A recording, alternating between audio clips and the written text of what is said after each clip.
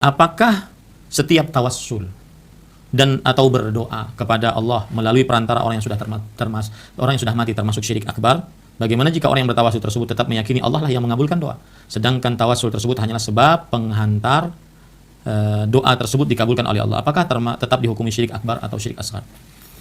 Menjadikan perantara antara seseorang dengan Allah adalah syirik akbar, sebagaimana yang disebutkan oleh Allah Subhanahu wa taala di dalam Al-Qur'an, yaitu Allah Subhanahu wa taala berfirman dalam surat Az-Zumar ayat 3, ala lillahi dinul khalis.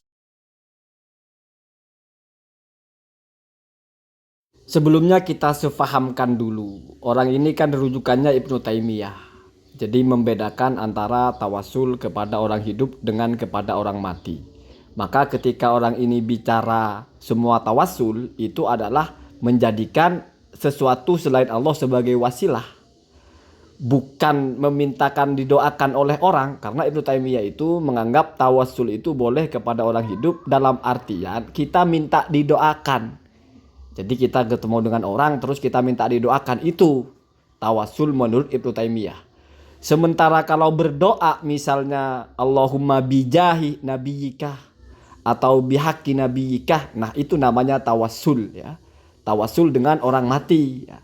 Atau tawassul yang tidak boleh. Kalau Rasulullah masih hidup, bukan Allahumma bijahi nabiyika, tapi datang ke Rasulullah minta didoakan. Begitu pemahaman Ibnu Taimiyah. Sekarang, apa benar bahwasanya tawassul dengan orang mati adalah syirik akbar seperti kata Ustadz ini?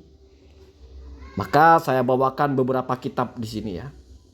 Ada kitab yang memuat ibarah dalam dua sisi ini ya, sisi kiri sisi kanan ya. Itu setiap sisi ada tiga kitab, ada juga yang 4 kitab. Maksudnya itu satu kitab yang memuat ibarah, terus 2 kitab yang lain itu dimana mengulang ibarah tersebut. Yang 3 kitab itu semuanya punya Ibnu Taimiyah. Kalau yang sebelahnya, satu kitab yang paling tengah itu ya, yang warna orange itu adalah satu kitab yang mengulas tulisan ini. Kemudian tulisan tersebut diambil dari 3 kitab setelahnya. Sekarang langsung kita baca Ibnu Taimiyah dulu. Biar orang ini faham. Kalau dia menganggap orang bertawassul dengan Nabi Muhammad SAW, bahkan dengan orang soleh, sebagai syirik akbar karena menjadikan perantara dalam doa, lalu dia bawakan ayat, maka orang yang dia tuduh syirik akbar yang pertama adalah Imam Ahmad bin Hambal. Kemudian Imam Sufyan bin Uyainah. Saya bawa ulama-ulama salaf. Ya, kalau yang sebelah itu ada penegasnya. Jadi kita fokus kepada ulama salaf yang menurut dia itu syirik akbar. Yang pertama dalam kitab Al-Ikhnaiyah karya Ibnu Taimiyah ya. Itu halaman 410, 1 jilid. Bismillahirrahmanirrahim. Wa fi mansaki al-Marrudhi ya. Al-Marrudhi ini nama ulama murid langsungnya Imam Ahmad ya. Di dalam manasik beliau ya. Alladzi naqalahu an Ahmad, di mana beliau itu meniru atau menukil atau mengambil keterangan dari Imam Ahmad bin Hambal. Qala, maka Imam Ahmad bin Hambal berkata fis salami ala nabi, ketika mengucapkan salam kepada Rasulullah SAW. Ini ketika ada di kuburan Rasulullah SAW. Yang pertama, wala tastakbilil haitoh, dan janganlah menghadap kepada kuburan ya. Ini tata cara Imam Ahmad memanggil salam kepada Rasulullah, assalamualaikum ya Rasulullah, itu bukan menghadap ke kuburannya ya. Ya itu beda-beda. Kalau Imam Malik justru berdoa pun menghadap ke kuburannya. Tapi kita fokus kepada Imam Ahmad dulu ya. Kenapa? Karena di sini ada riwayat jelas Imam Ahmad itu bertawassul ya. Kemudian wahud sohnal masjidi, maka lalu kamu pandanglah ke arah masjidnya ya, atau arah tengah-tengah masjid itu. Artinya jangan memandang ke arah kuburannya ya. Fasallim ala Abi Bakrin wa Umar. Setelah memanggil salam kepada Rasulullah, panggil salam juga kepada Abu Bakar dan Sayyidina Umar radhiyallahu anhuma. Kemudian waqala, dan Imam Ahmad berkata, fa idza aradta al-khuruja, maka apabila kamu berkeinginan untuk keluar dari area pemakaman Rasulullah itu ya, ini kan posisinya kamu di samping kuburannya ya, tetapi jangan pandang ke kuburannya tapi pandang ke arah masjid, begitulah gampangnya. Maka kalau kamu sudah ingin keluar, fa'til masjidah wa sholli raq'ataini, maka kamu masuklah ke dalam masjid atau datanglah masuk ke area masjidnya dan sholatlah 2 rakaat ya, sholat tahiyatul masjid ya. Kemudian wa wadda Rasulullah sallallahu alaihi wasallam bimisli salamika al-awwali, dan ucapkan selamat tinggal ya, berpamitlah kepada Rasulullah ya. Wadda itu, wadda kan perpisahan ya, artinya kamu ucapkan selamat tinggal kepada Rasulullah dengan cara apa? Mengucapkan seperti salam yang pertama kali kamu ucapkan. Ini semuanya tidak pernah dicontohkan Rasulullah, Pak. Rasulullah kan tidak pernah. Orang Rasulullah itu tidak mungkin menziarahi kuburannya sendiri, tidak mungkin memanggil salam kepada kuburannya sendiri, tidak mungkin juga setelah mau pergi ada taudi ya, mengucapkan selamat tinggal dengan mengucapkan salam juga ya. Tidak mungkin, ini bid'ah semua ini. Ya sudah, itu intermezzonya aja ya. Kemudian ya, wasallim ala Abi Bakrin, juga mengucapkan salam kembali ya. Jadi salam datang, salam mau pulang ya, kepada Abu Bakar, wa Umaroh, dan juga kepada Sayyidina Umar radhiyallahu anhuma ya. Kemudian wa hawil wajhaka ilal kiblati, dan hadapkan wajahmu kepada arah kiblat ya. Lalu ini memasuki bagian inti ya. Wasalillaha hajataka, dan mintalah kamu kepada Allah akan kebutuhanmu ya. Mutawassilan ilaihi, seraya bertawassul kamu kepada Allah. Bertawassul dengan apa? Binabiyyihi, dengan Nabi Muhammad sallallahu alaihi wasallam.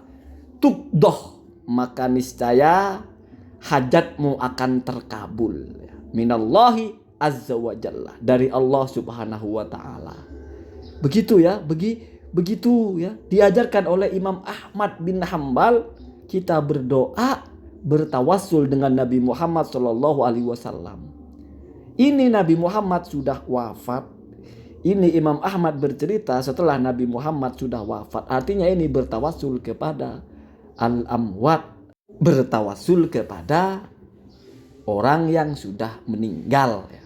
Masa syirik ya. Ya. Jadi Ibnu Taimiyah ketika di kitab ini tidak bicara syirik, tapi menjelaskan beberapa ulama memang ada yang bertawassul. Salafus soleh ada yang bertawassul, cuman saya tembakkan di bagian ulama yang paling kalian kenal, Imam Ahmad bin Hambal ya. Berani kamu ya. Bahasanya jelas, bahasanya Ibnu Taimiyah, mutawassilan ilaihi binabiyyihi, bertawassul dengan Nabi Muhammad ilaihi, kepada Allah ya. Mutawassilan, bertawassul ilaihi, kepada Allah, binabiyyihi, dalam keadaan berdoa, salillah, berdoalah kepada Allah, hajataka ya, hajatmu, atau kalau jamak hajatika, hajat-hajatmu. Apa konsekuensinya atau apa buahnya? Tukdoh, maka kamu akan dikabulkan ya. Kamu dikabulkan atau hajatmu dikabulkan ya, minallahi, dari Allah ya. Ini luar biasa, ini ajaran Imam Ahmad, Pak. Ajaran ulama madhab Hambali, yang kata Syekh bin Bas dia Hambali, Syekh Utsaimin Hambali, Muhammad bin Abdul Wahab Hambali katanya mengakunya kan, cucunya anaknya mengakunya Hambali. Kok sutet-sutet sekarang mengatakan tawassul yang diajarkan oleh Imam Ahmad itu sebagai kesyirikan? Madhab, pemimpin madhab kamu orang musyrik. Yang barusan saya baca itu ada dalam kitab Al-Ikhnaiyah karya Ibnu Taimiyah, di mana itu juga diulang lagi bahkan dalam kitab Al-Qaidah Al-Jaliyah fit tawassul wal wasilah ya, kira-kira begitu judul kitabnya yang paling itu ya, atau Qaidatun Jaliyatun, kaidah yang jelas dalam masalah tawassul, walaupun versinya versi ringkasnya, kalau itu versi detailnya ya. Kemudian ada juga dalam kitabnya Ibnu Taimiyah Al-Fatawa Al-Kubra, nggak usah kamu tanya-tanya halaman, kayak bisa baca kitab aja. Kalau tidak terima nanti kita live, begitu aja lah ya. Begitu aja, saya nggak mau terlalu rumit ya. Kemudian kita beralih ke kitab sebelahnya ya. Ini kitab Ittihaful Akabir, manakibnya Syekh Abdul Qadir Al-Jailani, ditulis oleh Syekh Ar-Rifai. Baca dulu di atas ya, itu halaman 98 ini ya. Wa min aqwalil ulama'i fi jawazi at-tawassuli, dan sebagian dari ucapan-ucapan para ulama dalam hal bolehnya bertawassul, ma dzakarahu Syekh Alauddin Ali Al-Mardawi, yaitu apa yang telah disebutkan oleh Syekh Alauddin Ali Al-Mardawi. Ini adalah ulama madhab Hambali. Jadi memang sengaja ya. Sengaja ulama ketika melihat orang-orang yang anti-anti dari Ibnu Taimiyah ini, anti-anti tawassul, Mereka bawakan kitab ulama madhab Hambali karena Ibnu Taimiyah ini katanya madhab Hambali ya. Wahwa min masyahiri ulama'i al-Hanabilah, dan dia adalah termasuk dari ulama Hambali yang populer, masyahir ya, yang masyhur ya. Fi kitabi Al-Insaf, dalam kitabnya Al-Insaf. Jadi Imam Al-Mardawi ini punya kitab Al-Insaf ya. Al-Insaf itu bicara tentang madhab Hambali ya, tentang ikhtilaf-ikhtilafnya, tentang mana pendapat yang lebih unggul, mana yang dianggap sebagai pendapat representatif dalam madhab Hambali dan sebagainya begitu ya. Kemudian manassohu, apa yang telah dinaskan atau telah diucapkan atau telah dituliskan oleh Imam Al-Mardawi adalah wa minha bijawazi at-tawassuli birrojuli as-solihi ala sahihi minal madhabi wakila yustahabbu. Dan sebagian dari masalah yang dibahas ya adalah salah satunya tentang bolehnya bertawassul ya. Minha itu sebagian, jawazu at-tawassul, bolehnya bertawassul birrojuli as-solih, dengan orang soleh ya, bukan cuma dengan nabi, dengan orang soleh ya, ala sahihi, berdasarkan pendapat yang benar di dalam madhab Hambali. Artinya pendapat tertingginya itu ya boleh ya. Wakila yustahabbu, bahkan ada satu pendapat itu dianjurkan atau disunahkan ya. Qala al-Imamu Ahmadu lil Marrudi, berkata Imam Ahmad kepada Al-Marrudi ya, yatawassalu bin nabiyyi fi du'aihi. Imam Ahmad bertawasul atau mengajarkan untuk bertawasul di dalam doanya. Itu sama dengan yang dijelaskan tadi ya. Jadi Imam Ahmad mengajarkan Al-Marrudi untuk bertawasul ketika berdoa. Makanya bahasanya Imam Ahmad itu pakai mukhotobnya itu antah ya. Salillah, mintalah kepada Allah. Itu sedang menjelaskan kepada Imam Al-Marrudi, muridnya ya. Kurang apa coba.